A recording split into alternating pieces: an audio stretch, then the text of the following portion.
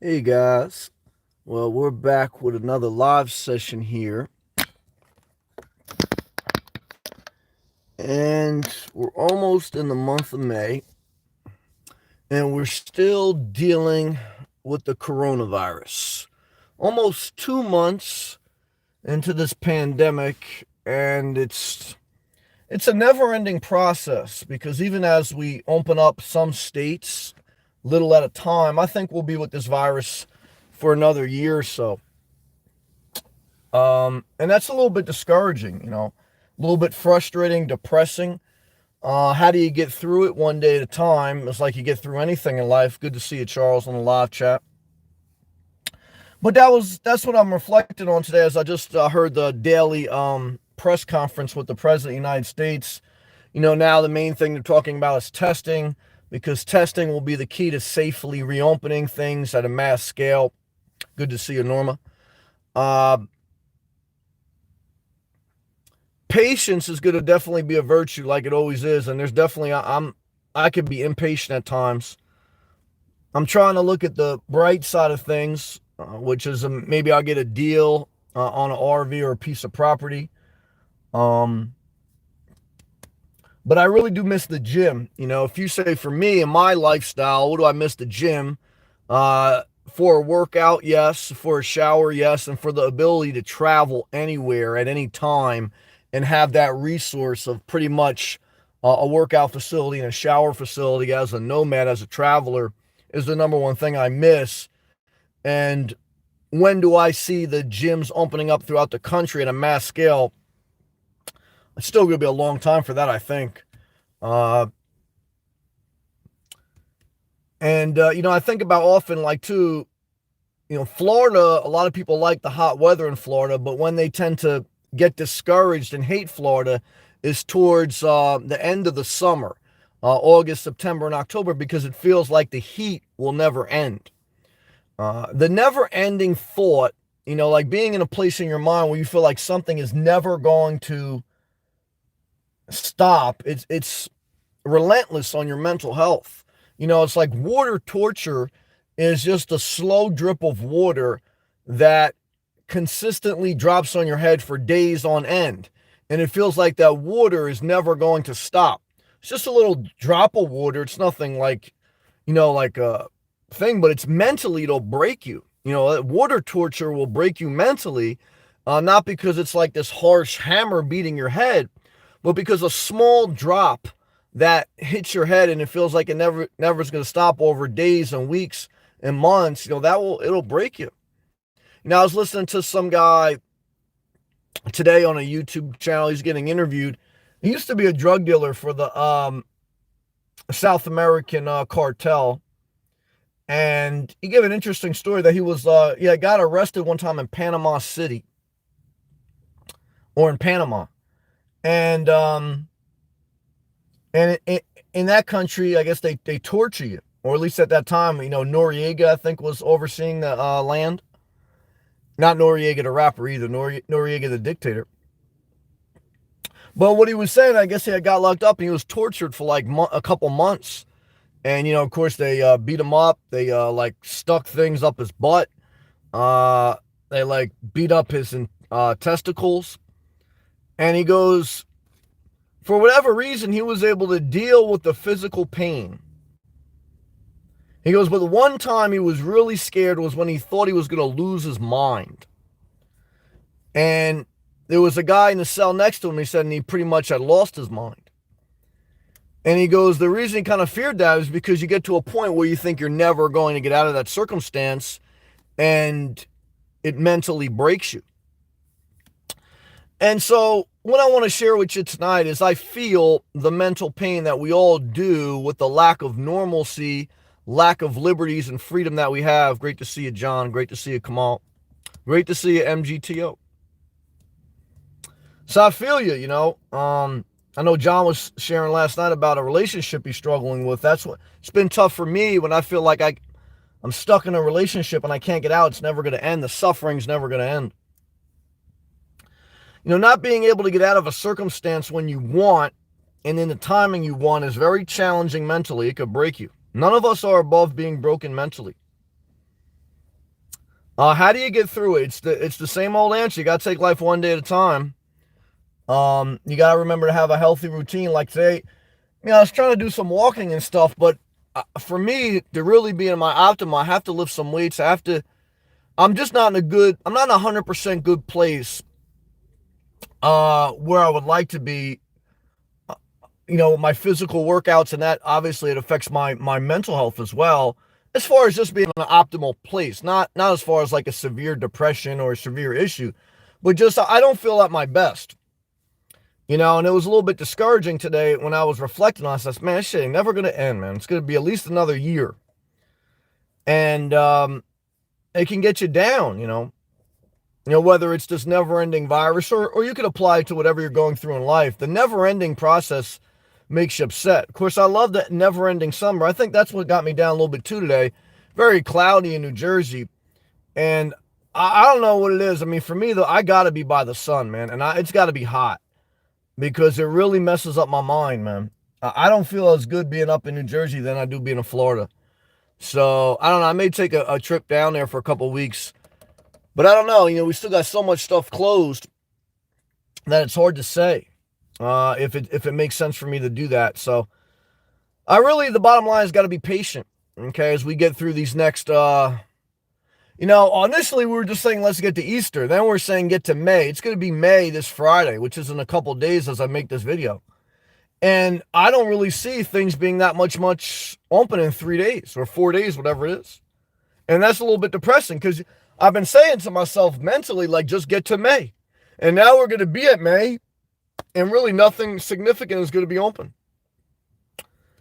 And even when they open things up a little bit, it's like, you want to test things out a little bit. You don't want to jump right back in the water. You're going to, let people like go a little bit to see. So I'll tell you, it's a little bit, it's a mentally challenging thing to deal with this virus. Because like when you deal with a hurricane, it's coming, you prepare for it, and then it's going to be gone within a couple days max. This is like just a tsunami of time. And I remember someone was on a podcast when this pandemic had first hit, and they said that a lot of people are expecting this virus to be like a hurricane, like they're buying stuff in the store, but they don't realize it's not like a hurricane. It's like a long-lasting, consistent stream of emergency. And that's what wears you out over time. And that's the water torture. That's the never-ending thing. It's going to be mentally challenging. And I understand what they're saying. I think someone just referenced it on a live chat. My man, News Photography, thank you. About depression and stuff. Yeah, it's true. I mean, I've heard people reference that suicides and things like that go up. Of course, if you're in a bad relationship and you have to live with that person now, my heart goes out to you. So I can feel it myself, and I have a lot of freedom that most people don't have. Now I don't feel like anywhere dark where I would do something like suicide or anything like that. And I don't think most people will.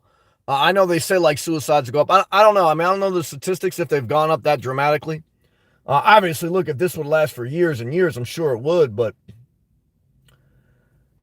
I don't know, but that's how I feel today, and that's what I wanted to document. Just now we're in this mode of like, a month and a half into this thing.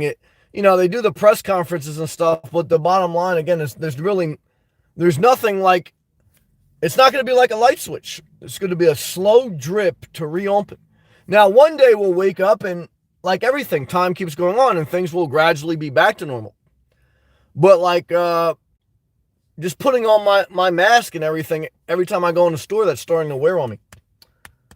But that's how I feel tonight, man. Let me know how you guys feel. I'll take a hydration break. I'll read all live comments. Just go into a chat. I don't want to beat a dead horse. Let me know how you guys are feeling. Appreciate your comments.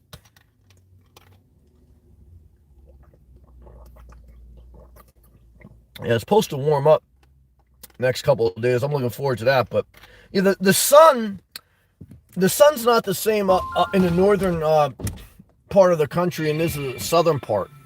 Obviously the southern part of the U.S., you're closer to the equator, and you can feel that sun, which gives you nutrients and vitamin D, and it's just more alive.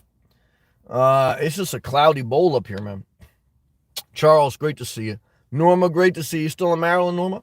Kamal, great to see you. Also, John, you know I love you, brother. You stay safe too, man. Stay encouraged. We're going to get through this, man. You're a fighter. You've been through a lot. My man, MGTO, I appreciate you still staying with me. Inspirational Nomads, good to see you live streaming. Yeah, I really do like live streaming, you know. Look, I'm not a big YouTuber in many instances. I'm not making a fortune, but it's good to, you know, for me as a single person with, it's just good to have a connection without the obligation of a relationship because I just don't like relationships. Too much work. And so YouTube does serve a couple of good purposes. It keeps a good routine in my life. It gives me something to kind of do and look forward to that is a little bit of fun. So I'm thankful for that. You know, it has its good and its bad. You know, you deal with I'm starting to get used to it now. It's definitely tough in the beginning, dealing with the negative people, the people that just disagree with you, the people that want to change you, or the people that expect something from you.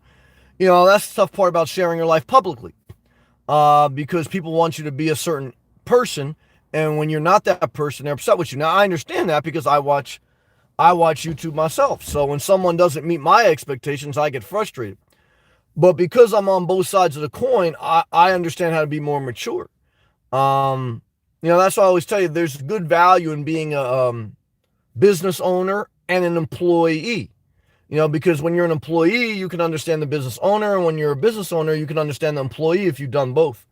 So, you know, I understand both sides of the coin. Well, good to see you, man.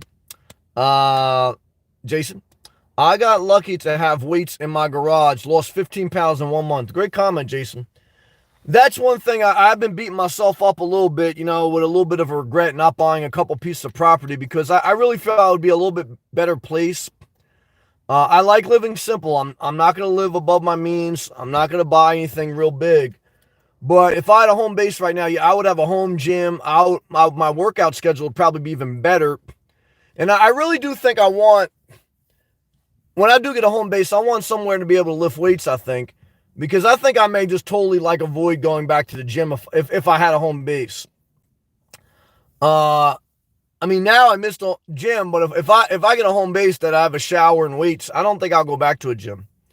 So that's one area where my habit may change, and that's one area that I do regret not having during this pandemic. So for all those people who have the home gym, I had one back in the day when I had a house, and I enjoyed that. I enjoyed not dealing with all the people at the gym. Because, you know, like I can go in the gym in the middle of the night, but it messes up my sleep schedule. And I don't have the energy to work out in the middle of the night, you know, so I like to work out in the mornings, or on a lunch break or something like that when the gym's open. Gym ain't open now. So, yeah, that's where the home base does have value. Again, it's got to be below your means. It's got to be in an area that you want to live. But now I think I kind of know the area in Florida I want. I definitely know the area in Florida I want. Like now when I look at property in Florida, I don't look at the whole state. I look at like 2 counties. There's 2 counties that I'll buy property in. I probably 2 or 3 max in a general area, and I'll just make a life there. I'll buy a property. I think I want to be above. I want to be below $100,000.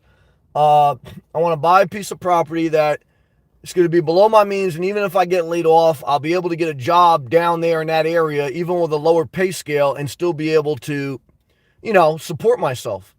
So I've done the research, I've done the time, and one good thing that may come out of this never-ending pandemic is that, yeah, if real estate prices drop a little bit, I may get a decent deal. But it's not going to drop until people feel like it's never-ending, and that will be another 6 to 8 months from now. You know, really, property values, you know, from what I've been looking at online, property values haven't really dropped yet. You know, there was a statistic yesterday that property values dropped like 10% last month, but that's subject to the area in the country you are. On average, especially in the parts of Florida I've been looking at, I haven't seen the property values drop that much at all. So if this goes on for 6 to 8 months, especially in a state like Florida where they depend on tourism, and I think the number one industry that obviously is going to be negatively impacted is travel for a longer period of time than probably most other industries. So I think Florida prices will drop. You know, how much? I don't know. And there's no guarantee that'll happen. So we'll see how that goes. NH News. He goes, Sam, I'm severely depressed. I'm sorry to hear that, brother. I can understand, man. This virus has put a toll on my mental health. I can understand that, man. I really could. It's put a stop on life. Now, I feel you, brother. I appreciate you sharing, NH. Uh, yeah, it's tough, man. I mean, the good news is, I guess, for any person that pretty much, the summer with the sunlight and being outdoors more will help somewhat alleviate some of the mental depression. Because when the weather isn't good, you can't get outside. That plays with your mental health, at least for me. So hopefully that will help a little bit. Hopefully the states will open a little bit at a time, so you get a little bit of hope, and you get a little bit of enjoyment and liberties to do something else. But what I would tell anyone who's going through a depression, what I tell myself every day to keep myself as in a good place as I can be, is that you got to have a healthy routine. You got to push yourself with a capital P to wake up on time, to wash your face, to whether you have a job to go to, whether you're retired or you're on disability, wake up on time, do something productive, even if it's just straightening up your house or whatever. Try to go for a walk. And again, that's where the good weather will come into play. Try to eat a healthy lunch. It's just like, it's not exciting sometimes. Like, really, my past several weeks have not been exciting at all. They've been depressing. But just keeping a routine is healthy because it just gets me through the next day. When you're in a bad space in life, the way you get through it is just getting to the next day. It's just putting one day in front of the other, one foot in front of the other, one step at a time, one day at a time. And hoping for a better day. You're surviving the day. A lot of times in life, you're just trying to survive the battle to get to the next day. And that's what it is. I wish there was a better answer, but I don't want to be disingenuous. I don't want to tell you life, it's just life sometimes is just stick to a healthy routine. Obviously, you keep a level of flexibility in your mind to adjust, but keep to a routine, because idle time is the devil's playground. And if your mind doesn't have anything to do, it starts to think on bad stuff or regrets or negativity, and it's dangerous. Thank you for sharing, man. Khalid, what's up, man? What's up, Sam? I hear you about putting on a mask everywhere. Yeah, it's pretty wild, man. Thank you, Kate. Yeah, everywhere you go, it's pretty wild, man. But you just gotta take it one day at a time. Good to see you, man. NH, it's putting a wear on me working with a mask. Now, I can understand that. Well, you got to work with a mask. You must be out in the public, maybe cashier or something. Yeah, or whatever, first responder. I don't know what you do. But yeah, I mean, that's why I've been a big I don't know. One is, that's why I give a lot of respect to anyone out there who has to work in the public, whether they're a cashier, nurse, doctor, whatever. But yeah, that's a good point. I mean, if I had to work with a mask for 8 hours, that would frustrate me too. So, yeah, I can understand that, man. Okay. Really praying we start getting some warmer summer days. Me too, man. On the East Coast. Yeah, I'm with you, man. I'm feeling that same thing. It's cloudy today. It's supposed to be in the 60s at the end of the week, and a little bit sunnier tomorrow. So hopefully that holds up. NH. Yeah, New Hampshire's cold. Disaster, man. Home Depot is busy as hell. Okay, you at Home Depot? Yeah. Yeah, no, I mean, people got to do something. So they were probably working on their house. I can understand that. But just hang in there, man. At least you're working, and you're making that money, and, you're doing something productive. So that's positive. Norma? Yeah, I'm still up here with this weather. It's gloomy. Today was very gloomy. Researching options. Yeah, we're kind of like in a hold mode. I'm pulling for you, Sam. I'm pulling for you too. I'm pulling for everyone. Thank you. For whatever you decide to do. No, thank you. I appreciate that. Look, I love the nomad life. I love the simple life. I'm really not looking forward to be attached to anything. But I definitely want to be in a little bit healthier space with regards to controlling my environment. So it has to be the right opportunity. So that's frustrating for me, just waiting, because I'm sitting here waiting for a good opportunity, and there's just really none. And that never ending process of just sitting here waiting is because I'm like high energy. I got to do stuff, or I got to feel like I'm making progress. But a lot of times in life, to make progress is just to hold steady. Again, keep on your routine, keep getting through the day, because every day is not an exciting day. But, especially for the nomads, it just took some of the zing out of the life, without the traveling. Hey, Nomad, how to fix the left side of a Cadillac DeVille backseat car door. Windows don't work. We're screwed. Yeah, that sucks. I don't know. I'm not a car mechanic. We got a guy in here, Tom from California. He's a car mechanic. I don't know much about cars, man. So I'm sorry, brother. I can't help you with that, Zach. Jason, my son was out on Sunday. Very nice. But Monday, this sucks. Cloudy and rain north of Chicago. Yeah, I'm sorry, Jay. Yeah. Yeah, it's crazy, man. Hopefully in the coming weeks, man, we get some of that summer weather. Kay, thank you, man, for the thumbs up and real talk. I appreciate that. Yeah, I'm just sharing. Thank you, Kay. NH, exactly. Well said. I love you, Sam. I love you too, man. You're awesome. Mutual respect and appreciation back to you, man. Yeah, you got to have healthy relationships, man. Like I was telling John, man, a good friend of mine, John, who was in a live chat earlier, maybe he's still in. It's tough when you're in a bad relationship, man. It's, I've been thinking about those people too. I've been praying for them because I can feel that. Like I was telling a friend of mine that got divorced last year. I said, man, imagine if you didn't get divorced last year, if you put it off and you were stuck in this quarantine with your ex-wife. I said, it would really be tough on both of you. And he goes, yeah, I'm glad I did what I needed to do. But then the other flip side of that is you may be at a point where before the virus, you were unsure if you needed to get a divorce or unsure if you wanted someone in your life. So sometimes we need things confirmed. Sometimes things have to get worse before you say, you know what? I definitely don't want to be in this place. And so as bad as it may feel, sometimes it has to get so bad that it gives you enough confidence and energy to say, you know what? I have to get out of this. And that may spur some good things, in my opinion. Oh, Fred, $7 super chat. Stay safe out there, Sam. We are all in this together. Well, thank you, brother. I appreciate that, Fred. I was thinking about you the other day when I did that one video about me like cursing when I was driving and when I came to New Jersey, and you was like, Sam, take care of yourself. I'll never forget you told me that, Fred. Because I was upset that day. I had a bad mental health day that day. And because, again, the clouds and the environment, they mess up my mind, man. That's why I got to be in Florida. For me, everyone's different. I gotta be by the sun, man. I'm not in a good space. But Fred, I thought about your encouraging words that you told me that day. You said, Sam, take care of yourself. I'll never forget you told me that. Thank you, Fred, for your kind tip, brother. So, so sometimes too, like I was getting a little bit upset because, now you get into the never ending politics, right? The back and forth, the political stuff with the virus and the politicians and stuff and the people in society. And I said to myself, man, I can't even get that frustrated because it feels like no matter how frustrated you get, common sense and common decency doesn't win out. But I do have hope that I've seen good people throughout history make a difference, so I don't want to be cynical. But I have to remember to step back. Sometimes I feel like I have to change everything, because I'm the type of person where, for me, even if it's not perfect, I'd rather just do it myself and get it done.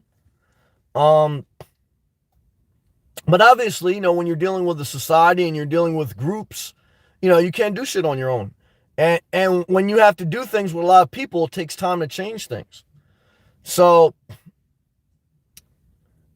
I don't know. But that's why I live alone and stuff, because I if something goes wrong, I got myself to blame, right? And if I want to change something, it's just me in this world. So I just change it.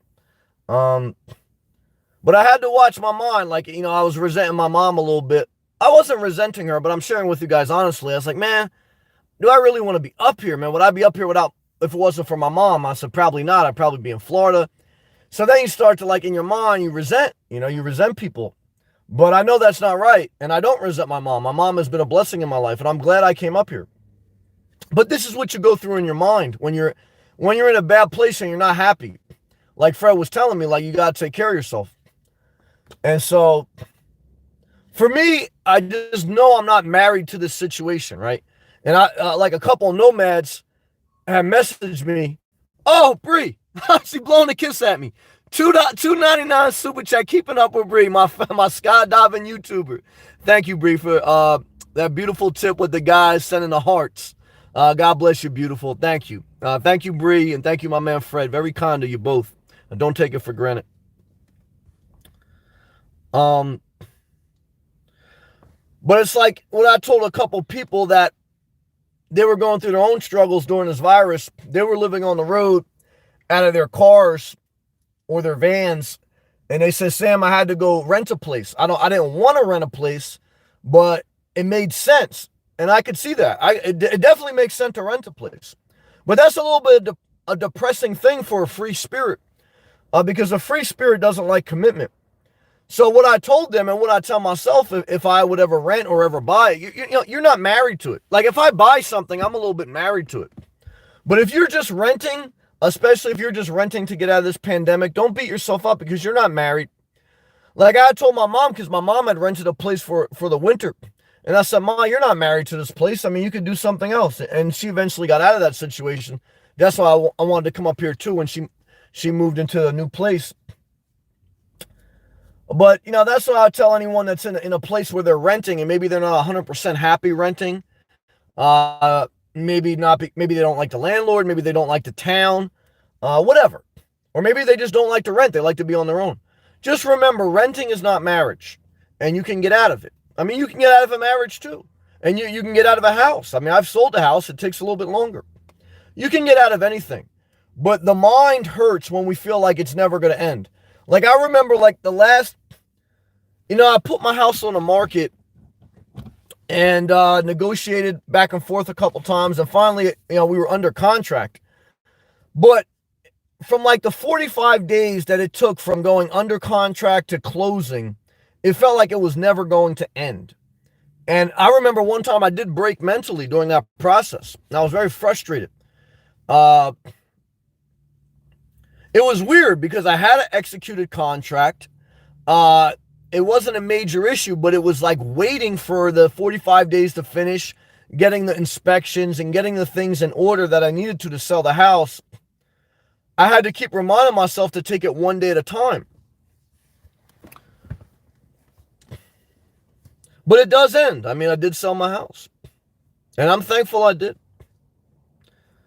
Again, one thing I tell any potential homeowner out there is I'm not dead set negative on buying a house ever, but in my opinion, I'm dead set on buying a house in a place that you don't want to live. I mean, if you don't like the town or the city, don't live there. Your environment matters so much, man. I was depressed today because of my environment, and I'm not in a bad neighborhood, but I'm not in the climate and the culture is not what I like. And that matters. I tell you guys, that matters. And that's it. Thank you. We'll take a hydration break. Thank you, Fred. And thank you keeping up with Bree. Very nice of you both. I'll go back to live comments.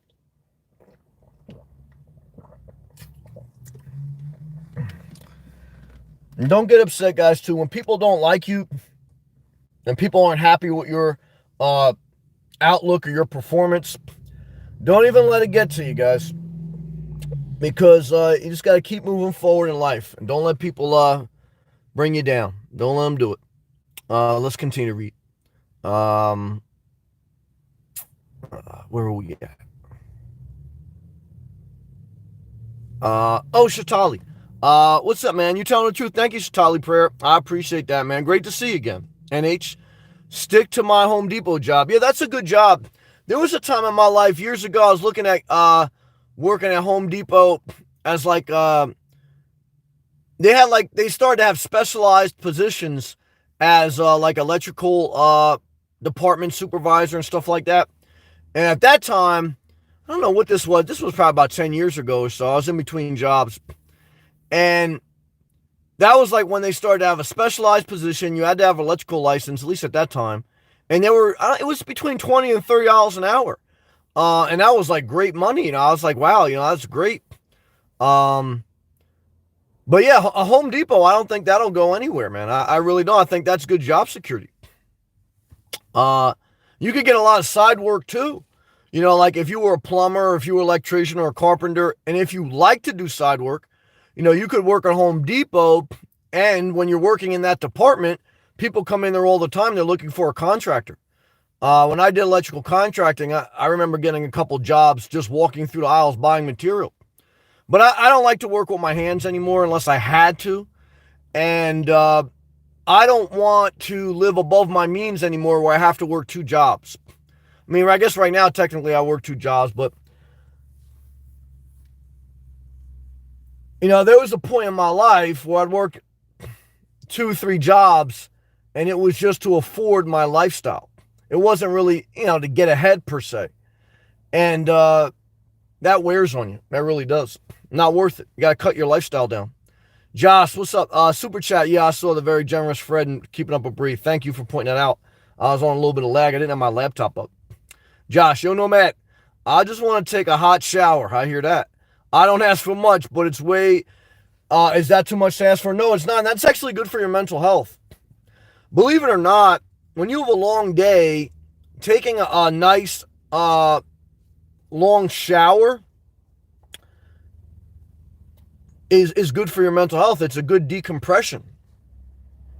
I remember somebody recommended that one day. They were talking about that, how that's good for your mental health. And that's the number one thing we miss right now as nomads, is we don't have the Planet Fitness. I mean, truck stops, you get a good shower, but you're not showering as often, and they're out of the way, and obviously they cost money. That's a hit. I can understand that, and that's why there is some struggle out there, Norma. I agree. I don't really want to stop the car life, but at the same time, I need a little stability during this.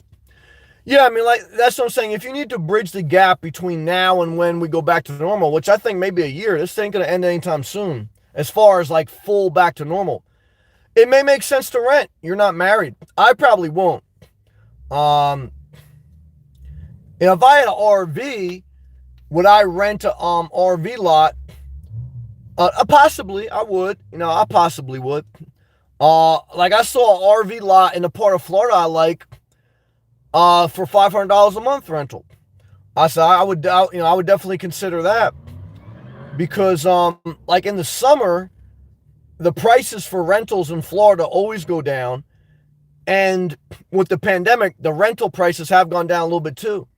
So $500 a month for an RV lot with full hookups. If I had an RV, that would be I would probably consider that. I mean, that's actually cheaper than buying in some instance. So I have to get over the mental hurdle of not wanting to rent. I don't know, we'll see how that all plays out. But right now, being that I don't have an RV, it doesn't even make sense to even think about it, right? Josh, also, I just got an automated text from my job stating that we have another confirmed COVID-19. Damn, man. Yeah, I don't think this is going away anytime soon until we get the vaccine. I mean, because even now, like obviously, I guess you have testing. Testing is the next talking point, but that just tells you if you got the virus. That doesn't really solve the problem. It's good because it diagnoses the problem. That's good. Isolates the problem. That's good. But I look, at the end of the day, I mean, society leaders, I guess they're trying to do the best they can. It's a tough situation. But the bottom line is, we're not going back to normal until we have a vaccine. I mean, I don't know how there's no other way back to normal. I mean, certainly you can open things up. Certainly if you have a lot of testing capacity, you can open more things up and you can isolate it. But I don't think you're ever going back to how it was without the vaccine. It's interesting. Very interesting. Fred, brother, thank you again for your words of encouragement that I've been reflecting on these past couple of days of my low points. And thank you for that gracious tip, brother. I appreciate I appreciate your words and saying we're all together. Thank you, Fred. Norma, oh man, Josh, what is your job? Josh, I feel you, Norma. I understand anyone who would want to quit their lifestyle. I'll be sticking it out, though. Yeah, car life, van life, or RV life is definitely a go. I mean, again, I've been doing it for 3 years, so I'm looking at, I want to be self-contained if I can do it simply. But there's no simpler way than to live out of your car or van, because you have least components, maximum flexibility. But without the resources, it's a little bit tough, and that's what we're faced with right now. But an RV is a house. Now, the only bad part about an RV, if I got a tiny RV, or if you got a tiny RV, you couldn't have a workout room in there. You know what I mean? Like, I really am thinking about that now. Like I was saying, I really think I want some place that I could work out on my own without going back to a gym. We'll see, though. Josh, Norma, I'm a buyer for Whole Foods. Oh, okay. John, thanks again. No problem, brother. I'm praying for you, and I've been thinking about you. You're going to do fine. You're a positive, smart man. You're going to do good, brother, because you're the real deal, man. You care about people. You know, it's like, you know, there's some people you meet in life and you know that they're assholes. And I hate to say that, but that's the way life is. But John, like ever since I met you in every interaction, you treat people the right way. And sometimes I question, like, why does God let certain stuff happen? But I believe, and I'm pulling for people, especially that are kind, like, I know you're going to be okay, brother. Josh, also at my job, if you are in contact with someone who tested positive for COVID, the person in contact is forced to quarantine and has to stay home for 2 weeks. Yeah, that's wild. Norma, okay, that's good. I would think you deal with less than other positions do. I'm not saying I'm going back to a lease. It won't be that. It's just looking for an opportunity like Sam. Yeah, I would definitely say if you're looking for obviously a property or if you're looking even for keep your eyes open because obviously you may get a good deal in a downward economy. I still feel no matter what the stock market does, because that's a little bit inflated, I still feel that you're not going to have economic conditions growing. You're still going to have economic conditions worsening because 26 million people unemployed and counting. And like I said, with no vaccine, even if states reopen, you're not going to have the same level of economic activity that you did a month ago or 2 months ago, whatever, before the virus. So you're going to, therefore, over time, over the course of 4 to 12 months, you're going to eventually see asset prices go a little bit lower, in my opinion. And that's when you're going to get a better deal. The frustrating thing is waiting until you get to that point and then being ready to move. You know, being impatient and settling for something that you really don't like can be dangerous. So if you rent with a short-term commitment and keep it very, very below your means. Because if an opportunity comes up to buy something, and if you're stuck in a long-term lease and if it's expensive, then you're not going to have your flexibility. But you still have a lot of flexibility when you rent. So if you can, do it month to month and do it very cost-effective. Because there's a million rentals out there, guys. Don't be pressured to take anything. Lila, hey Nomad, you have Skype? I don't have Skype. I have Skype for business, but I don't have Skype for my personal. Keeping up with Bree. Thank you again, Keeping Up with Bree. I love that guy blowing the kisses. I could use that today. I was feeling a little bit down. Thank you, Bree, for that generous tip. God bless you. How you doing, Bree? Josh, last time we had a COVID case, someone on my team and 2 other people from another department was forced to quarantine for just talking to the person who tested positive. Management watched the cameras.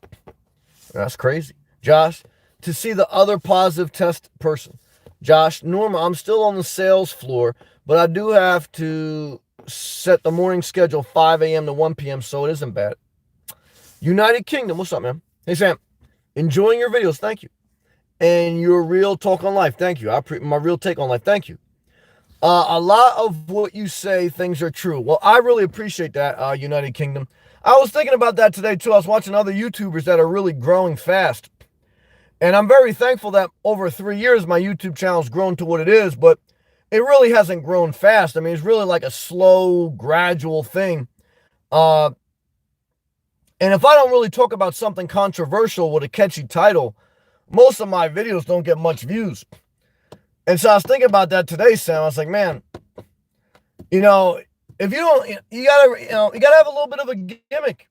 But I also said to myself, I'd rather just kind of be myself. That's why I do YouTube on the side, because I do know I have a greater impact, even though I'm maybe on fewer people. I feel I've had a greater impact on a fewer people rather than playing to the masses just to grow a channel. And I really wouldn't enjoy doing that type of YouTube because that's not who I am. You know, it's tough, man. You know, because you want YouTube to grow. You're obviously not in YouTube for it not to grow. But at the same time, it's not for me just to have a big YouTube channel. You know, my YouTube channel is kind of like my lifestyle. I like it kind of like a simple channel that I can live my truth in without having to be on the hook to other people. And that's why I tell anyone out there thinking about doing YouTube, man, just remember, let it be your side thing, not your main thing. Norma. Oh, that's perfect. Just be careful. Is Whole Foods good to you? Are they on top of the PPE infection control? Well, I know a lot of people have said Costco's been real good, man, as far as like, well, Costco is always a good paying job for like a supermarket slash wholesaler. I know most places, even like Walmart, are giving some hazard pay. I still think it's too cheap, and they still don't, have good health benefits and stuff, but at least it's something. Norma says, is your mom all settled in her new place? Yes. Unpacked, Sam? Yes. Everything's settled, so I feel better about that. So I spent some time with her. Now I'm seeing her at night, like I saw her before I went live here tonight. And I kept my 6 feet. We both wore masks, but I'm physically seeing her now. So at least that's good, even if I decide to head back down to Florida for a little bit, I think it was good that I came up initially. Redline Max, what's up, man? Hey, Sam. Great to see you. Great to see you also. Hope you're staying strong through this. Yeah, thank you, man. Same to you. I'm doing the best I can. Overall, I'm blessed. Again, my heart goes out to people who have a small business right now, who may go bankrupt, who are in a bad relationship. So I have a lot to be thankful for.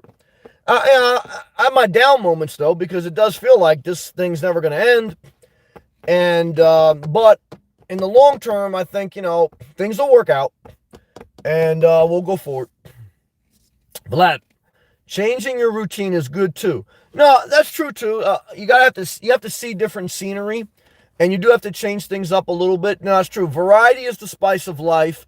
A consistent routine is the meat and potatoes. So you do have to make gradual changes, and as life changes, you have to change. That's true. General, lived in a car from 2011 to 2018. 7 years? That's a long time. Until I got blood clots. So I'm sorry to hear that. And now I live in a rented farmhouse. Well, I'm sorry to hear about the blood clots. Yeah, obviously your health comes first. And being healthy, I think you have to be healthy in order to live in your car. If I was obese, I probably wouldn't be able to live in my car the way I do now. I used to be obese, so I know I wouldn't, not in this small car. I would need a bigger van. But yeah, if you got health issues, if you have children, this lifestyle is not sufficient, in my opinion. So, but I appreciate you sharing. 7 years is a long time on the road. I've been on the road 3 years, and that feels like a long time. Thank you for sharing. Josh, Bill Gates is saying that we will never go back to normal. Yeah, I've heard a lot of people say that, man. It makes sense, just like after 9/11, we never fly the plane. We never go on a plane the same way we did before 9/11. Not anymore. We haven't for years. And same thing, like plane travel and travel itself is going to pretty much change dramatically. So I think it's somewhat accurate to say we're never going to go back to, even after the vaccine, we're never going back to the way things were, just to try to prevent the next virus, right? So that would somewhat make sense. And that could really, that really blows your mind a little bit, right, General? The blood clot stopped my lungs, he said, from, stopped his lungs collapsed. Lungs collapsed and couldn't breathe. Well, I'm sorry to hear that. You got to take care of your health. Your health comes first. So I'm glad that you were able to find hopefully a farmhouse in the area you want to be, and hopefully you're doing better now. Norma, I don't want to rent. I can understand that. Kind of afraid if I do, I'll get soft again. Well, I can understand that. And fall into bad habits. I can understand. I have only been living out of my car for 14 months, she says. And I'm still learning. Don't really want to step back. No, those are fair points. And I tend to think the same way. Yeah, I don't know if you stop living in your car and you go back to the comforts of a house or apartment. I think the only way you go back into a van or a car is if you really hate that apartment, or something happens financially where you can't afford the apartment, or you need to make another drastic change. But what I'm trying to do, whether I buy a piece of property or eventually if I buy an RV, is I don't have a plan of buying it and then going back. I want to, kind of like keep going in a forward direction. Oh, NH News, shout out to New Hampshire, $10 super chat. Damn it, brother. Thank you, man, for the generous tip, NH.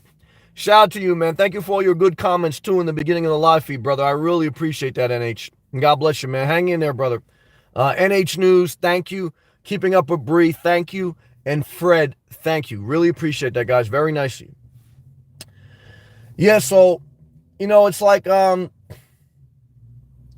think if I buy a piece of property in Florida, I mean, I don't think I would ever sell it. But that's the bad part about property. It's like, you never get the money back from your down payment or all the money you put into it over the years until you sell it, right? So as a single person who I don't have kids, I don't have any, it's not like I'm going to leave if I buy property, I'm going to leave it to someone because, my mom's very elderly. I mean, chances are I'm going to outlive her. Other than her, who would I leave property to? So in one sense, a single person with no kids and no family, I mean, I'm probably better off renting and paying as I go, because what's the sense of building up equity in a property if I have no one to leave it to, right? So that's the other dynamic I think about. But I definitely don't want to live under someone else's rule. But, again, renting is not marriage. You could always change. And I don't see myself renting an apartment. I'm going to be in an RV lot or a tiny house. That's what I see. And I may just have to take that financial hit if I ever do decide to commit. But I'm being very cautious and patient because, like Norma, I don't want to get it and then go back into car life. But that's why I was thinking about a travel trailer. Because if I get a travel trailer, I still keep my car. And if I wanted to get out of the travel trailer, I just sell it. And then I still have my car. But like with a travel trailer, I'm not going to have a workout. I'm still going to have to go to the gym. And now I'm a little bit burnt out on the public. I've been burnt out on the public a little bit. And so I kind of want to have something like where I don't need to go and deal with the public if I don't want to. So that would mean obviously self-contained, a shower, a kitchen, a sleeping quarters. And for me, I think I want a gym. I want some type of place where I could put weights. Not like a whole set, but working out is just part of my mental health. I feel more solid.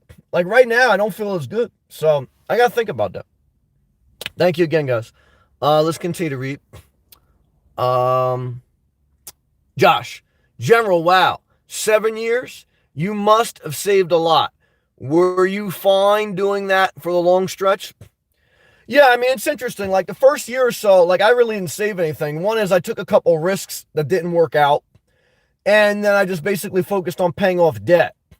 So I did a video about that. One dilemma that you're going to have if you live out of your car is one is, do you have debts to pay off? Two is, are you going to risk some of the money you're saving by trying to maybe create a side business or trying to get an investment? And there's no guarantee. Most businesses fail. Like right now, if you opened up a business, barbershop, hair salon, whatever, a restaurant, whatever, you may go bankrupt. So everything you saved may be for nothing. Or you may have walked away. But that's why I tell you guys, financially speaking, the first step to financial is, get you a budget and get 12 months of expenses in a savings account. And if you live in a car, your expenses may not be that much, obviously. But never touch that unless it's an absolute emergency. Because then if you risk the money outside of your savings account, obviously, look, it sucks to lose money. Very mentally painful. I've been there. I mean, you feel like a total jackass. But it's part of life, you know what I mean? So look, very successful people, Donald Trump, Dave Ramsey, 50 Cent, these people went bankrupt for a reason. They took risks and they failed. So, what I tell you is if you're going to take a risk, don't play with your emergency fund, because that's the difference between you having to go back and beg someone to live with them or beg a family member to borrow money or live in an unhealthy landlord or roommate situation. So you keep your dignity when you have a savings account. That's true. And so I know it's not easy sometimes if you have some bad circumstance, but try to get that savings account up because that'll keep your dignity. Blanton, just found a house to rent on the cheap. Okay. Landlord seems like a weirdo though. Well, be careful. Your landlord, the relationship with your landlord is important. The relationship with your direct manager is important. Why do you live below your means? So that you can work with people you like. And if a job is real unhealthy, you need a job, but you want to interview who your direct manager is going to be. You want to interview your landlord. If you're not going to have a relationship good with them, you're going to know off the door. because it's just like any other relationship. And unless you're in desperate times, I would not rent, Blanton. I would not rent from a landlord that you don't feel good about, because that relationship is important. And if you're young, you're single, you have no kids. Well, you're in a relationship, but you got no kids, you're not married. Blanton, don't settle when you're young, okay? There are millions of places to rent. You don't have children. You don't have a lot of debt. You have no debt. So now, even if you get into a rental and you don't like it, you're not married, so you can get out. But all I can tell you is you have the world by the balls. You know, like a lot of times younger people, they may comment, or I may talk to them, especially too when I did youth ministry, they really stress themselves about like finding what they like to do, getting their career, getting their life established. And it's a tough part of life, yeah, because you got to pay your dues, and you go through trial and error. You got to try some jobs, you got to try some things. You know, just like I tell you with your YouTube channel, just upload stuff, you'll figure out your voice, you'll find your voice. But in the midst of finding your groove, don't overcommit financially or emotionally, because you're in a better position than most of society. Most people I know in their 40s, 50s, and even up, they would give anything to go back to be a 22-year-old Blanton with no debt, no children. I guarantee you, Blanton, there's even some probably people in this live chat that they would tell you that, you know what, Blanton? I know life's not easy being young because you're trying to figure it out and everything like that. But I would go, if I could go back and be in your position at 22 with no kids, no debt, they would trade places with you in a minute. So that's the encouragement I want to give every college student, everyone trying to figure out their life and figure out their voice. You have no children, no debt. I know life is still sucks, and I know it can still be scary, but you're in a better position than most people. And the position of strength comes from not being overcommitted to things emotionally or financially. That gives you the freedom to live life on your terms. And that is one of the greatest gifts of this world. Now, this world could still be depressing. Okay, I still feel it. But, you know, the Lord spared me, because I almost got caught in the belly of the beast a few times, guys. And what I could tell you is I'm thankful I didn't. So just remember that. Let's take a hydration break. Go all live comments again. Guys, too, I appreciate if you click that thumbs up. See if we can get up to 100 thumbs up. Let's continue to read. General, on or off revolving door from living in hotels to cars to overseas trips to apartment back living in a car. Yeah, so you've lived a lot of good life. And it's good that you travel and that you live a life of movement when you're relatively young. Because like you've experienced, like as you get older, your body, higher likelihood of your body having issues. Just the way life goes. So, and especially now with travel being so restricted, I'm glad that I did seize the last 3 years of my life and moved around a lot. Rob, what's up, Sam? What's up? You think rents will go down in NYC? I do. Lots of people breaking their leases and leaving. I don't recommend them breaking their lease unless they're in an extreme circumstance, because that's going to follow them. That'll hit their credit. That'll hit their, when you go to rent another place, they want to see your history of rental. They may want to talk to your ex-landlord. So leaving a rental is like the same thing as leaving a job. You want to give your 2 weeks notice. You want to leave on good terms, and you want to gracefully exit out of the situation, because if you don't, it will hurt you. And then you're going to have to go rent from some slumlord in a bad neighborhood, and that will come to haunt you. So one piece of advice that I would give everyone, leave your job on as good terms as possible. Give 2 weeks notice. Don't burn your bridges. Same thing with your rental history. Don't just like get up and go, even if you can, because that's going to come back to haunt you. Now, again, if you're in an extreme circumstance, it is what it is. But I do think rents are going to go down in New York and other highly affected areas. I do think property values will go down in areas that depend on travel, such as Florida. However, there's no exact science to life, and I cannot guarantee that. I can say that over time, New York is probably always going to be somewhat of a strong market. And same thing with Florida, because they have a lot to offer, okay? I still would rather have a footprint in New York than Kansas. Now, I love my man Cameron. He lives in Kansas. But Kansas has high level of poverty. So they may have low levels of coronavirus, but they may not have a lot of job opportunity. So you have to remember that when this virus is over, and it may take long, you're still going to need a level of employment, a level of resources, hospitals, schools. Now, if you say, I don't want to be in a big city, I could work remotely, or I'm retired, or I'm on disability, then this may be an opportunity for you to say, you know what, if you do want to live in Kansas, or you do want to live in Montana, somewhere rural where you don't need to depend on a lot of other resources, then go for it. So there is a little bit of an individual circumstance that everyone has to apply to their own individual life.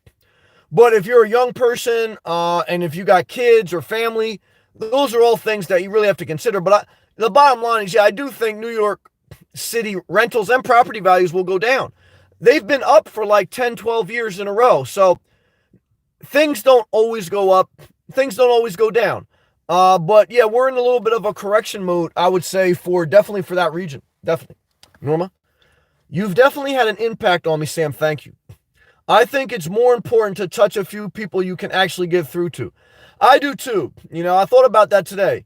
And that's why I'm glad I live below my means, because I can run my channel on my terms.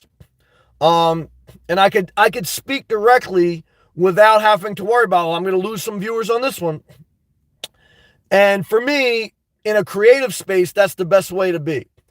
Because when you're in a creative space, your soul is what you're pretty much sharing. If you're a painter, if you're a singer, if you're giving a spoken word, if you're an inspirational person, if you're a teacher, all your gifts in a creative space are best communicated through your individuality and your soul, okay, when you're being yourself, okay? So you really can't be yourself if you're always like, oh, if I do this, are they going to hate me? So it's that balance of, you may not be the most popular, because a lot of times to be the most popular, you have to kind of play to the masses. Now, you have to polish yourself a little bit. Sometimes I think about that. Well, Sam, polish this a little bit. Okay. But it's a tough balance. That's true. Thank you, Norm. Forgive me for saying the name wrong. Jamanda. Surprised to catch you live. What's up? What's up, man? Yeah, I appreciate you coming in, man. Yeah, it's good to see you. It's good to see people on the live chat. I really do like, not just for YouTube the hustle, but for YouTube the connection. Look, guys, I have no other social media. I've no one else really in my life. So for me, the live chats are a level of social interaction.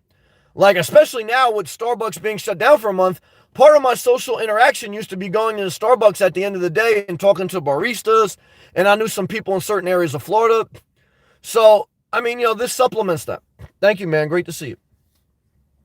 NH says, Sam, I tell people if they don't like me, don't join my fan club. Well, I hear that. Yeah, and that's why you got to live life on your terms, below your means. Because when you're living below your means, and when you don't have a lot of debts and obligations, yeah, you can tell people kick rocks. I agree with that. Josh, sorry, Norma, didn't see that message. Yeah, Whole Foods is amazing with infection control. They shut down the store for 5 hours and bring in specialized cleaning force to sterilize the store. Happy days. What's up, man? Hey, Sam. So glad to hear you. Great to hear from you. To see your mom. Yeah, that was a blessing to see my mom. In close proximity. That does feel good. Thank you, man. I don't like being in New Jersey, though, brother. I got to be honest. And that's the other thing, too. Like, my mom doesn't have a place. I don't know, man. By next winter, man, hopefully I have something in Florida. But I won't be in New Jersey next winter. I'm not going to stay in the winter. So, but I'm thankful for the moment. Got to take life one day at a time. You are a good soul. Well, so are you. Too many people don't appreciate or value their moms. Well, that's true. I've been blessed. But you have to live your own life, too. It's a tough balance. It really is. It's a tough balance.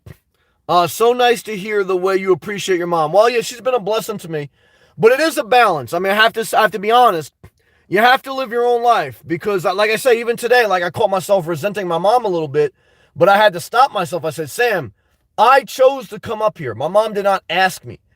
And I can technically go back to Florida right now if I want. So I have to take accountability for my life. So I feel better being up here, and I know my mom's settled in for the next few months. But I still plan on staying here for, we'll see. I'm taking it day by day.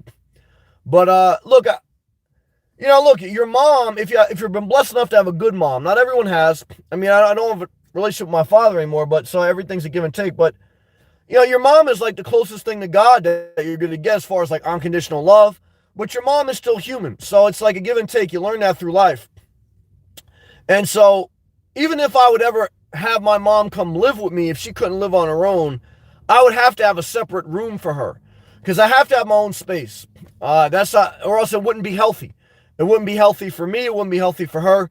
So that's the tough balance in life with people you love. And it's a tough thing. Thank you, man. Norma. Good luck, Bland. Sometimes dealing with a weirdo is not a good trade-off. I agree. Yeah, I tell Bland, man, I wouldn't take that apartment if it was me, but I support you either way. NH News. Thank you again, NH News, Fred, and keeping up with Bree. Everyone who showed me love on the super chat, thank you. I don't take it for granted, and I thank you. Juliana. Hey, shout out to Australia. I'd hate to have to write a risk assessment matrix for a business nowadays. It's a disaster. Yeah, every business itself is high risk. Even before the coronavirus, most businesses fail. So being an entrepreneur is very much risky. Okay. However, the trade-off is you live a little bit more on your terms. You have a little bit more control in some instances. You still have to answer to your clients and your customers.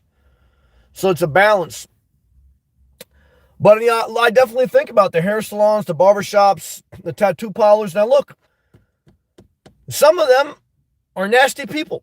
And do I want to see nasty people fail? No.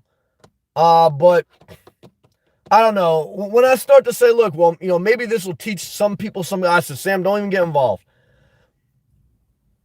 I have to remind myself to stay focused on my own life. Okay. And I see things wrong in society.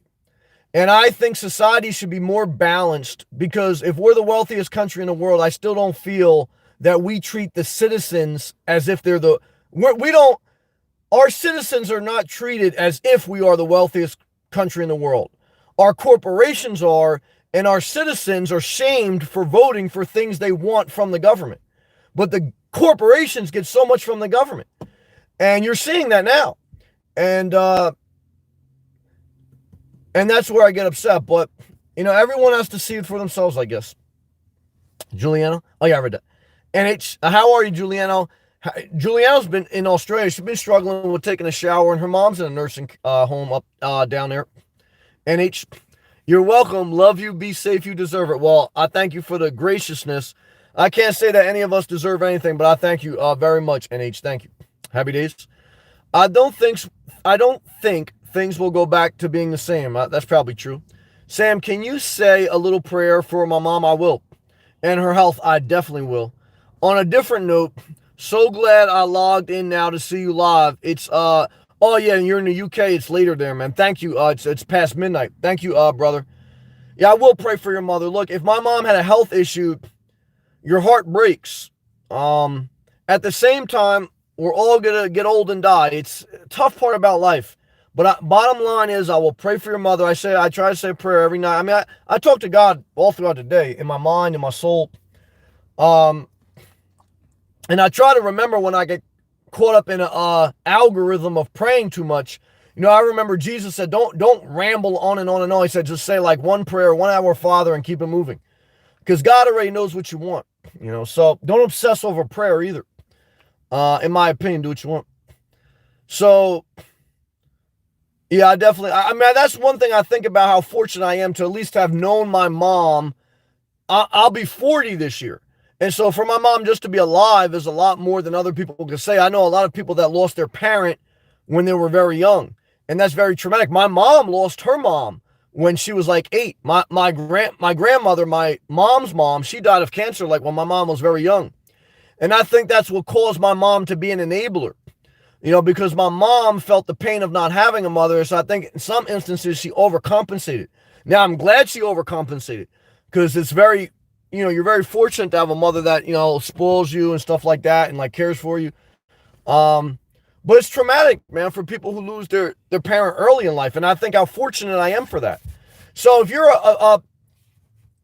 a middle-aged person and you're dealing with the loss of your mother or the potential loss of your parent, just remember, as painful as it may be, at least you were blessed enough to have a parent long in life, where a lot of people weren't. So we have to remember that. Rob, can you lease an RV? Yes, you can. I may do a video about that tomorrow. I wouldn't do it because for me, it's not worth it. But you bring up a good point, Rob. One thing I was looking at, if you go on Cruise America, CRUISE America, Cruise America, they're a RV rental company. And they sell the RVs that are basically older, a couple years older. Like, they're like a Hertz rental car company. So after the car's a couple years old, they sell it. So Cruise America sells old RVs like 2 years. I was looking at one today, a 2016. They're all Class C RVs. Now, the only reason I would buy one from them is because they have one 19-foot Class C. If I get an RV, a motorhome, I want it to be under 20 feet. So they have a Class C 19-foot RV. I'm looking at that for about $30,000. Now, it has about 100,000 miles on it, but it's like a rental RV. So I would possibly buy something like that. I don't know if I would or if I'm just imagining it, because I know there's downside to that. That's a lot of miles. I know. I got 150,000 miles on my Jeep right now. And I definitely damn sure couldn't DoorDash with a Class C. But I wouldn't personally lease it. But that's something to check out. CruiseAmerica.com. Go on that website. They have RVs you can lease. They have a special right now. And they have used RVs you can buy. They have different locations all throughout the country. I know they have a couple major hubs in Orlando area. One in Virginia. One in Arizona. All throughout the country, but in some like major spots. Check it out. Cruise America. Good job, man. Norma, I can hear in your voice that you are a little weary today. Yeah, I was a little down today. I always honest with you guys. Yeah, I was a little down in dumps today. I still am. I mean, I feel better now I got through the day. When you have a bad day, just try to get through the day. That's true. So happy you do these live streams. I'm thankful that you guys watch. So no matter what kind of day you're having, yeah, such a good example. I try to be honest with you guys. You are loved and appreciated. I appreciate that, Norma. God bless you also. Forgive me again for saying the name wrong. Jamanda. Found you while watching nomadic car van dwelling videos. Okay, well, I appreciate you telling me how you found me. Yeah, it's always interesting when people tell me how they found my channel. That is interesting. And you found me a couple weeks ago. Thank you. Love the wisdom in your vids and how sporadically get excited mid-thought. Thank you. I appreciate that. The rapid jokes you snap commentaries are hilarious. Yeah, sometimes I give it to them raw. Thank you very much. John, Sam, love the conversation. Thank you, brother. I'm so blessed to have you. I am glad you went north to see your mom. Thank you, brother. You know the struggle. John, me and you very similar. John lives in Boston. John likes Stuart, Florida. I love Stuart, Florida area. I love the Treasure Coast, man. I will buy a property in the Treasure Coast, no doubt. That's one of the counties I'll look at, no doubt. You need to get back to Florida. I do, brother. I want to see you down there with me, man. In the fishing capital of the world, man. It is in your blood. It is. In my voice, it is. Take care of yourself. You too, brother. I'm going to see you down there. I believe that one day, man. God bless you, John. Isaac, what's up, man? Set up my first budget this month. Awesome job, man. Budget. You have to be able to see your finances. There's two basic parts of a budget. Your income and your expenses. How much do you bring home every month? And how much are all your bills totaled up? And living below your means that you have a higher income than expenses. And with the surplus, you pay down debt and you build your savings. And build your savings first. Year's worth of expenses. And then he goes, you've been using an app. Good. Yeah, they'll do everything on an app nowadays. It's helped me so much. Thumbs up to you, Isaac. Good job. Happy days. I really want an RV in the UK. The tiny house movement is not really big in the UK. Yeah, and you got to find somewhere to park it, so you're better to be on wheels. That's true.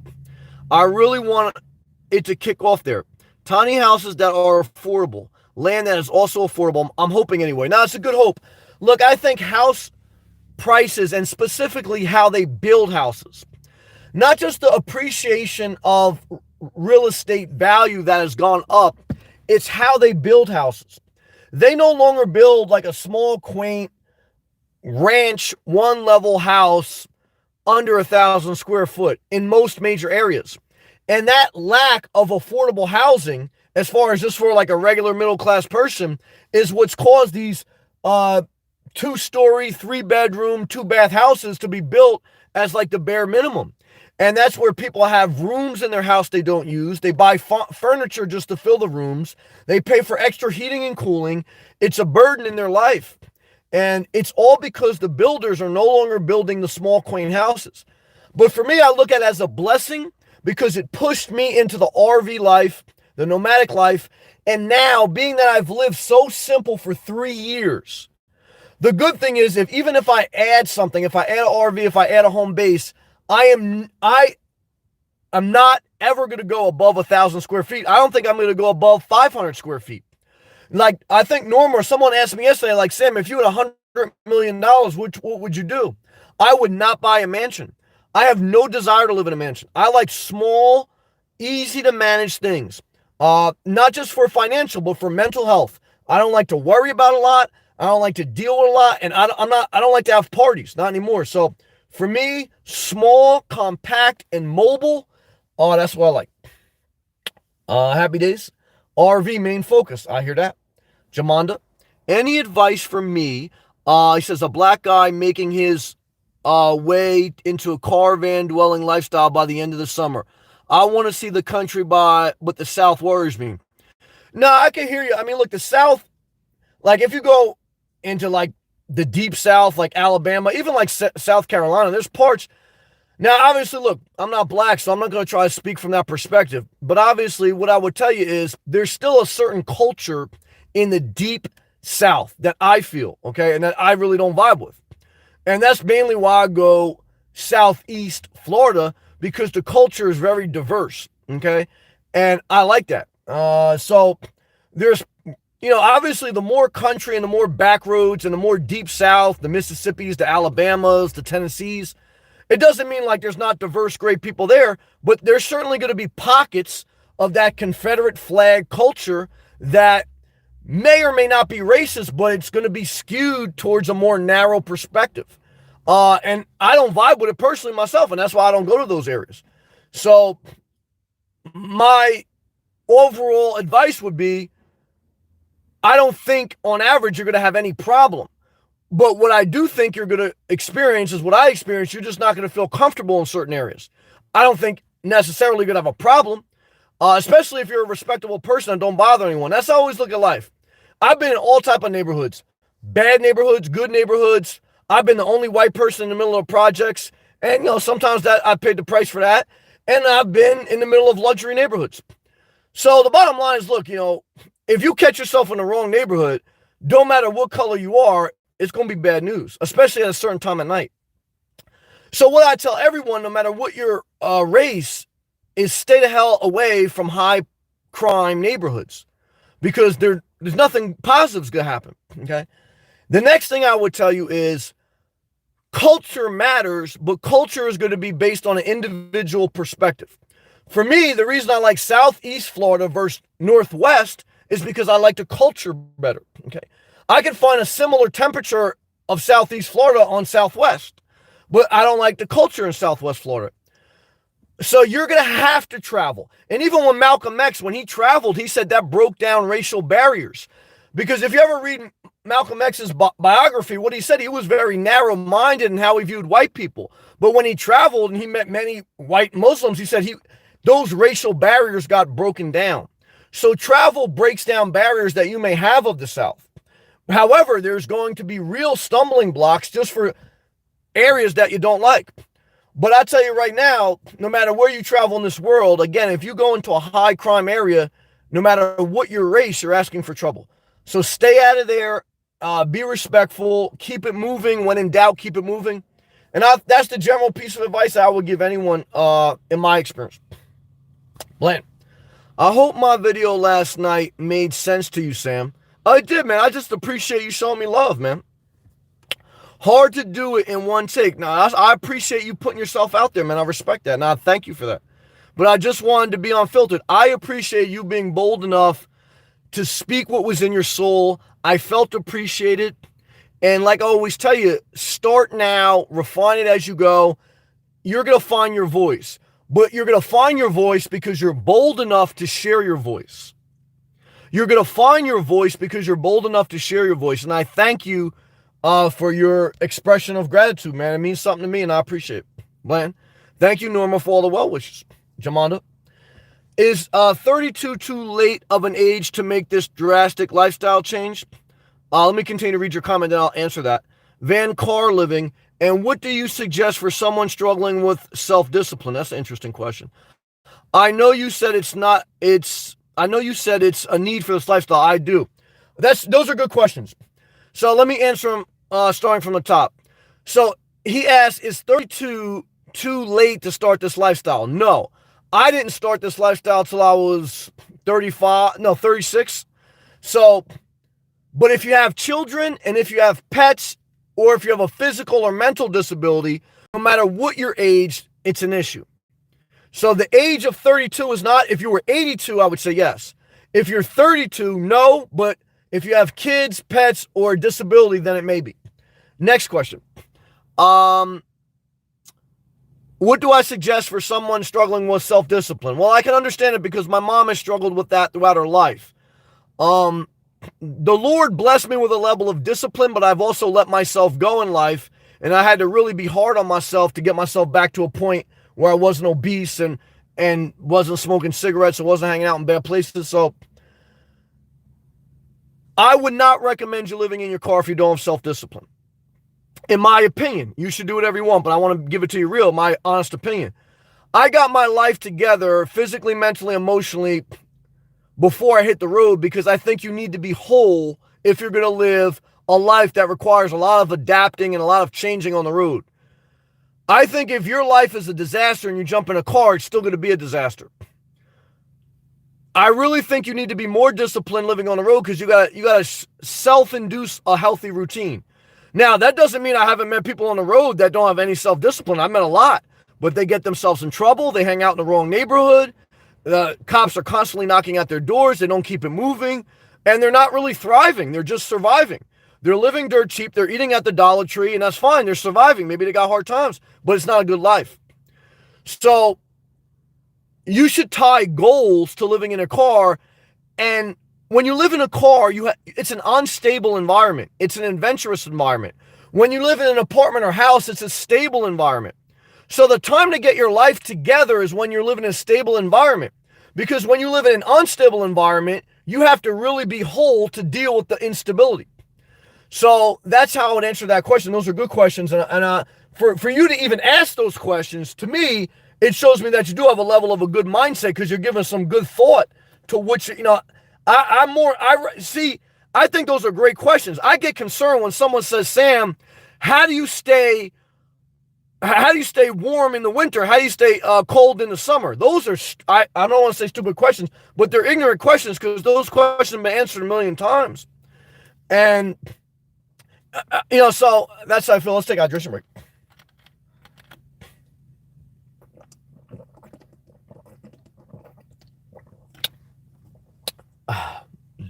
Mr. Smith, what's up, man? Trump is a virus. Yeah, I was really disappointed about his tweet about letting the states go bankrupt after he went bankrupt and after blue states put more in the federal pot than red states, and red states take out more of the federal pot. So this is dividing America, and our president is the more divisive than Obama, more divisive than a lot of other presidents. And I don't like Trump. Won't vote for him. I'll vote for Joe Biden. I know Howard Stern came out today and says he's all in for Joe Biden. Howard Stern said he's all in for Joe Biden. I'm all in for Joe Biden. Why? Because number one is we're going to be able to collect Social Security at the age of 60. Why do you want free stuff? Because the government's getting stuff. Big businesses are getting bailed out. Why shouldn't you vote with your interest? And number two is I want someone that has a level of civility. Do I think Joe Biden's still a disaster? Yeah. But I think he's less of a disaster than Trump. That's my opinion, and that's how I feel. Juliana, I'm missing going to the gym. That's my number one thing right now. I hear you. She goes, I'm missing it too, Sam. Sam, for resistance training, been doing a lot of walking. That's smart. Walking saved my life. And I've added back whole grains into my diet to help curb sugar. Good job. Yeah, to help curb the sugar and alcohol binge. That's a good job, Juliana. Yeah, your diet is 80% of your weight management and health. Working out is only 20%. So, I mean, my diet kind of regulates my weight for the most part. But when I talk about working out with weights, it's not really, I'm not at the point in my life, I'm a middle-aged man. I'm really not trying to sex anyone out. Obviously, I like the way my body feels when I have more solid muscle mass. But what it really does for me, it just helps my mental health. Walking helps my physical and mental health too. Walking really helps. But a level of weight training, I think more so for a male, or at least on average, it just helps me mentally. But diet, you are correct. Diet is the biggest part of your health management. NH, Sam. Oh yeah, I tell people if they don't like me, don't join the fan club. That's true. I agree with that, brother. Me and you on the same page, NH. Thank you again for your generous tip. Thank you, NH. Thank you, Fred. And thank you, Keeping Up with Bree. Jamando. It's pronounced Jamunda. Okay. Hopefully I said that right. If I don't say it right, don't take offense. Josh. Matt. The 1 year emergency fund is important. Dave Ram's emergency fund advice is looking bad right now. I think that's a big failure in his plan. He's helped me in some way, but that's where he let down the country. Another person I claimed bankruptcy, and now he's a tight conservative. I like him, but he is off a couple things. I agree. Like he tells people they need to get married and tells them, yeah, he's a very much a conservative Christian guy. That's a hypocrite. He's a Christian guy, but he doesn't believe in socialism. Guys, Jesus was more of a socialist than Trump. So, it's like if Jesus was the president, you don't think he would have universal health care and universal basic income? So he's a hypocrite. He's from a deep South state, Tennessee. Tennessee has some of the highest level of poverty in the country. New York City, where Donald Trump is from, some of the wealthiest people. Okay, so it's a culture thing, like I was telling Jamunda. So it's true. Rob, Sam, you keep it real. I do the best I can. Thank you. And that's so hard to find on social media. Well, it is. That's true. Because really, I know keeping it real, I really don't like that phrase anymore, but I understand what you're saying. I try to be truthful as best I can, obviously. But it doesn't pay the bills. Like these type of videos for the masses, if you were trying to grow your channel, this is not what the masses want.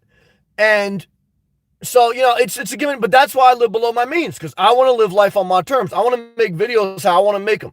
I want to live in my truth. You hear me reference that in my videos all the time. And and look, I do believe that if you live in your truth long enough, that you have a great potential to grow yourself long term. So I do think strategically, it's better to be yourself over the long term, because you have a better chance of growing a long term, not just sustainable lifestyle, but a sustainable business and everything else, because you're living in your truth. That's who you are. Like right now, even if this wasn't a YouTube video, this is who I am, right? So obviously, again, like I always tell you, there's a different etiquette. I don't go into work meetings and tell people to kick rocks. So I don't go into the middle of the gas station and say, look, if you don't like this, go F yourself. So I don't go into McDonald's and tell them, look, if you ain't voting for Biden, I don't like you. I respect etiquette for the shared environment. Okay. This is kind of like my personal space, and that's where some people get it messed up, because for most people, YouTube is just straight business. So it's, it's both. I'm just being my own personal self, and, it's YouTube. So it's a business, obviously. So that's what it is. Thank you, man. Norma, have a great night, everyone. You too, Norma. Sleep well. Love and respect to you, Sam. We'll right back to you. Thank you so much for what you do. Thank you for your love. See you tomorrow, God willing. God bless you, Norma. Sleep tight, Maryland. Rob, I'm going to check out Cruise America. Thanks for the tip. Thank you, brother. Good question. Steve, what's up, man? You're a good dude, Sam. Thank you. Same to you. Hope everything is good. It was a little bit tough day, but we made it through it. Thank God. Been watching your channel since my first Astro. Astro, man. I evolved into a Prius. So I'm laughing. Now, Prius is a good vehicle, man. You got climate control, and you got the greatest fuel efficiency of any vehicle. 50 miles per gallon. That's a win. Thank you, Steve. Hopefully one day I can start channel 2. Yeah, if you're willing to deal with it. Again, have managed expectations, but just start and be consistent, and hopefully a little bit of lucky. Get a little bit lucky along the way. Like I always used to tell you guys, my biggest viewed videos are times I took my camera, my phone. I do everything on my phone. I don't have any equipment. And I went to like an RV or a car dealership. I just did a review of a car. And those are the biggest, like, single videos. A couple of my personal videos went a little bit viral. But other than that, I'm just consistent. And I'm just slowly but steady pushing the rock forward. So that's what I would tell any potential YouTuber. At least that's my own experience. Bland, Jamanda, stick to liberal cities in the Southeast: Nashville, Asheville, North Carolina, Charleston, South Carolina, Raleigh, North Carolina, cities like that. Nice cities where most people are reasonable. Thank you. Jamanda. Blanton, thanks, man. There's so much to be experienced on this massive land and don't want to limit myself out of fear. I agree with that. Bland, I've lived in both North Carolina and South Carolina. She said, yeah, see, I agree with this. I'm going to read this comment. Bland says I've been through both of these states too. I'm going to speak on it too. Bland says he lived in both North Carolina and South Carolina. South Carolina is 10 times more backwards than North Carolina. I totally agree.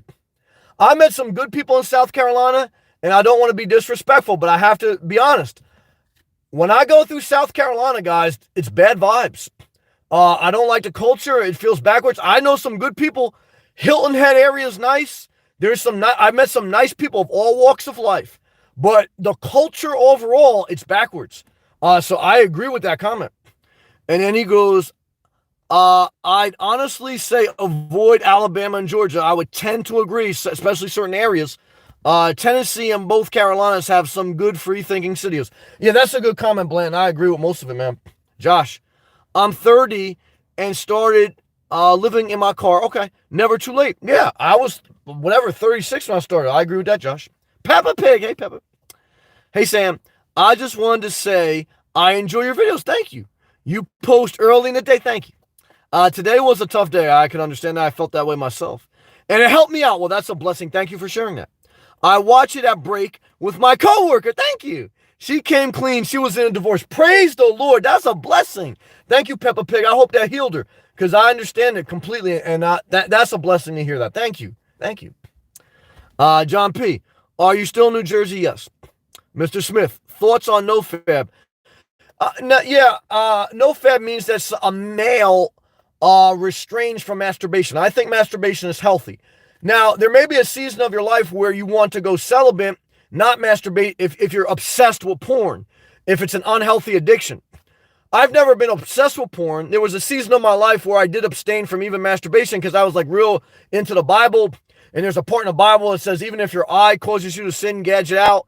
And I didn't read the Bible in the context. I wasn't thinking for myself. Because the Bible also says slaves should obey their slave masters and women shouldn't speak in the church. The Bible is outdated and it was put together by all men, no women. And you have to read it in its context. So for me, as long as masturbation is not an unhealthy hold on your life, masturbation is good. It'll keep you out of an unhealthy marriage, keep you away from texting the wrong person, especially for males or even women, especially women, because women have high sex drive too. I think masturbation is healthy. Okay, so now again, how much porn you watch and how much you masturbate, there has to be a level of moderation because you could obsess over anything. You know, it's like gluttony is a sin. Eating too much food is a sin.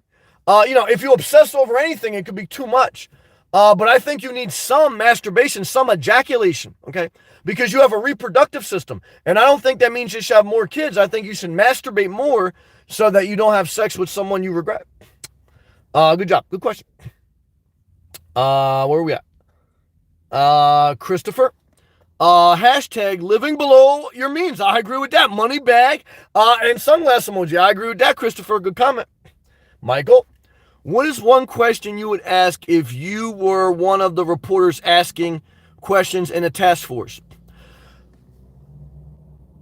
I would say, don't you think that $1,200 in proportion to the amount of money that was giving to corporations is an insult to the middle class? Then I would follow up with that when he said that Nancy Pelosi encouraged people to go to Chinatown. I would say, Donald Trump, you did not prohibit domestic travel. So even though he did a China ban, that you basically encouraged Nancy Pelosi to tell people to come to Chinatown because that was domestic travel, not foreign travel. So I would first question him on the money bag. Why did corporations get more money than the middle class? And then two is, and then I would follow that up with Steve Mnuchin. Steve Mnuchin, who's in charge of that bailout program, he's an ex-Goldman Sachs CEO who was sued for fraud. So I would bring up Steve Mnuchin's background, that he's an ex-Wall Street guy, and I would say, how can you have someone who has been on Wall Street, who has been charged with fraud and early foreclosure? How can you have him giving a middle-class bailout? Okay. Or at least orchestrating it. Okay. And then I would call his bluff on the fact that he blames Nancy Pelosi for telling people to come to Chinatown when he never restricted domestic travel. So those will be the two major points. Other than that, there's nothing really new to cover currently, because there's nothing really, anything new Donald Trump or any of the doctors can tell us. So the rest of that press conference is just back and forth. They regurgitate the same thing. So obviously I would make those points. He would dance around the questions a little bit, and we would go nowhere. So now we just keep my mouth shut, and that's it. Because it is what it is. I don't think like you're ever going to ask Donald Trump a question, and he's going to change who he is. He's not. People are going to have to vote if they don't like his leadership. And if they vote for him again, you deal with it again. So I don't say I blame Donald Trump for everything that happened, but I blamed him for being more. If you look at Andrew Cuomo versus Donald Trump, you see Andrew Cuomo showed leadership. Donald Trump showed division and ignorance, okay? So if you ever question, does it matter who's the president? You look at those two different people and how they've handled the same situation. And to me, it's a perfect example. But, again, you're never going to have someone admit that they're like that wrong. So I don't expect anyone to change who Donald Trump is. I knew he is who he is, just like I am who I am. So that's kind of my thoughts. Mr. Smith, the number one cause of divorce is marriage. Don't get married. I mean, in my opinion, I think marriage is not for a lot of people. However, if someone has a dream of getting married and they want to get married, that's their choice. And they should have the right to get married, just like someone should have the right to smoke weed. I think weed should be legal. Now, I don't smoke weed. And I did back in the day. It didn't do nothing but make me dumb and hungry. But I think it's better for weed to be legal than illegal, okay? Because I think there's some worse prescription drugs, and some people, it may help them with a mental issue or whatever. So same thing with marriage. I think some people would probably, there are some people that do good in marriage, but a lot don't. So I think as we teach people and as we become more educated and maybe even change some of the marriage laws, because I would be in favor of that, reforming some of the marriage laws, I think as we go forward in society, things will change for the better.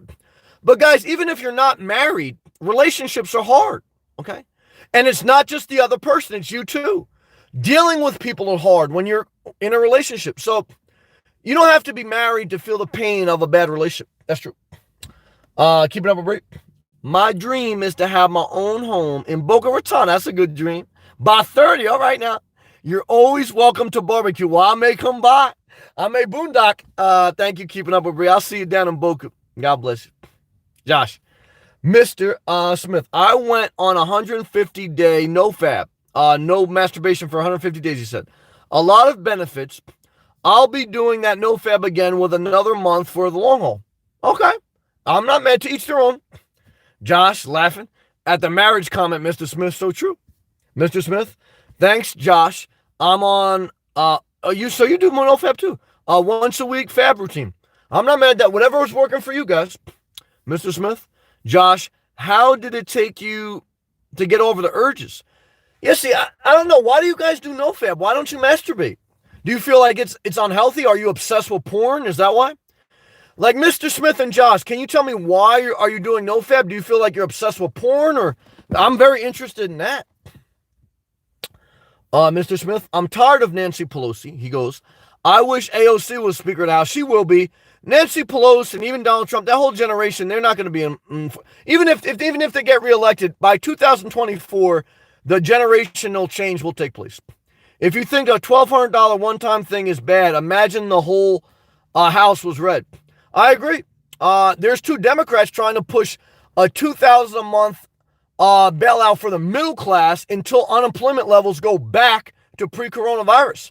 And I think that would be a sign that we live in the wealthiest country in the world and we love our working class more than the corporations.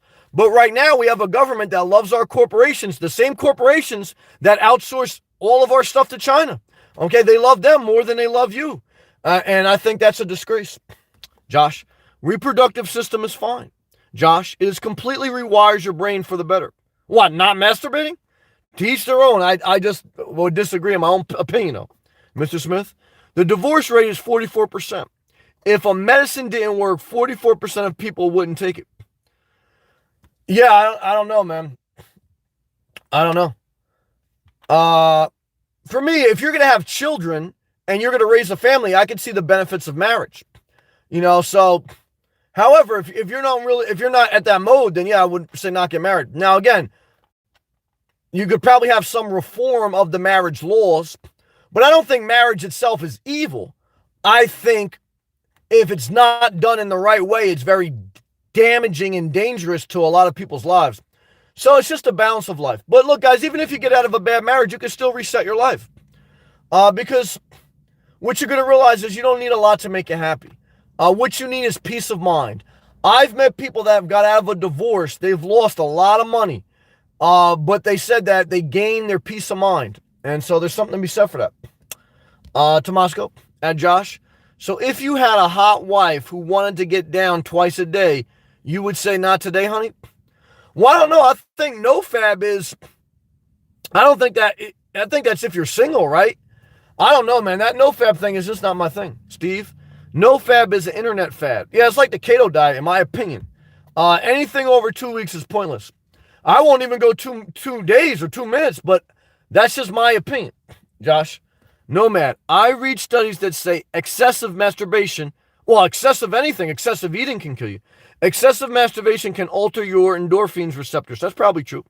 I know it can cause erectile dysfunction. Also, like to harness my sexual energy towards productive ventures. Well, I think that the last part of your comment, I think, is wisdom. I think if you can harness your energy towards more productive things, thumbs up. However, I think anything in excess is harmful, right? Like if you eat too much fried chicken, you're going to kill yourself. If you drink too much, if you smoke too much, even if you read too much, there's a Bible scripture that says if you read too much, you're going to wear out your brain. So you may be wearing out your penis. I mean, there's times in my life where I masturbated that much. So everything is balanced. And the other part of it is, like you say, it may cause erectile dysfunction if you masturbate, but if you don't use it, you lose it. So I think there is something to be said about using your organs, because your penis is an organ. Like, what happens to your car if you don't drive it? Your tires rot. What happens to your penis if you don't use it?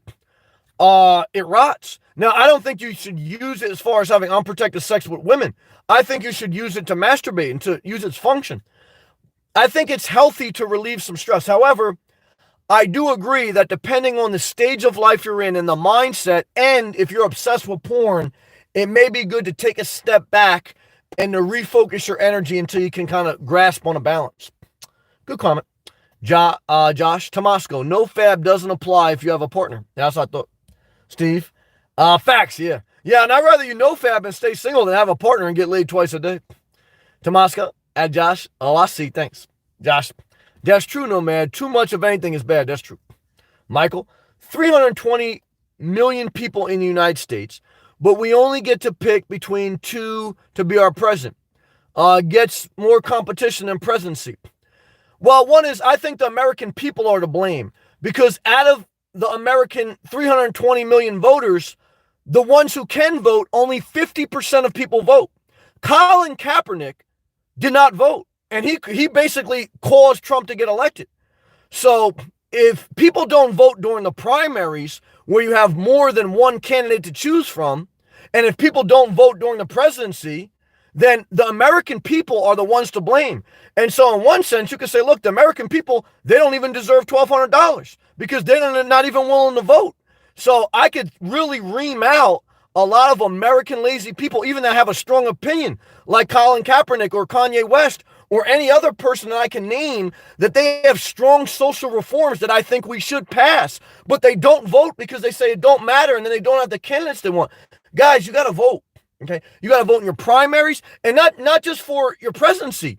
You should be voting for your mayors. You should be voting for your city councils. You should be voting. If you don't vote, ain't shit gonna change. And even when you vote, it's not like that's the only answer. You still have to be a person in society that when you go to your job, you are a difference maker. Like if you think all corporations are evil, if you work for a corporation, you should be positive that you change the corporation. If you think, whatever, every place you go, you make a difference in society. That's how I feel. Josh, balance is always key. It's a tough thing to find. Mr. Smith, I need NoFap because of my drive. Okay. I have a high sex drive. I can understand that. My drive is so powerful, women don't like it. They say it's like the second job having to give me as much as I want. You sound like Trump. I moved on her like a bitch. Remember when he said that about that one woman that he bought furniture for? Mr. Smith, when I voted Libertarian, someone told me that vote went to Trump. I think I told you that. Is that true? Yeah. Guys, when you get to now, if you want to vote that way in the primaries, that's one thing. But if you vote that way in the general election, and if we get to the general election, and if you see that the Libertarian or the Green Party doesn't really have a chance, you got to pick the Democrat or the Republican. Because Ross Perot taught us that in the 90s. And he was like the most successful independent person to run for president. But what he did was basically stole votes from the other person. So, yeah, the bottom line is in November, unless Joe Biden drops out or something happens, you're going to have to pick between Joe Biden and Donald Trump. And you're going to have to say what's better. Now, I met some people on YouTube that don't work. They're part of another live chat. That live chat costs money to go into. Both people don't work, and they both love Trump, okay? They're non-workers, they're non-productive, they have nasty minds, and they think Donald Trump is more fit, and they're unproductive people in society. So I would go a step further. Like, you know what? You have to be a productive person in society if you have a vote. Because there's people who vote that are very nasty, and they vote for a nasty person like Trump because they just like a shit stirrer. They like someone stirring shit because they're a nasty person themselves. That's how I feel. Michael says, what is libertarian? Libertarian, I don't want to misquote it. I won't misquote it. I don't want to misquote it. Josh, Mr. Laughing, I feel you. I'm on the same boat. Mr. Smith, okay, I'm never voting libertarian again. I'm going to go with Sleepy Joe. Well, I appreciate that. But one is, everyone should vote how they want. Number two is, again, during the primaries, that's the time to figure out who you want to vote for.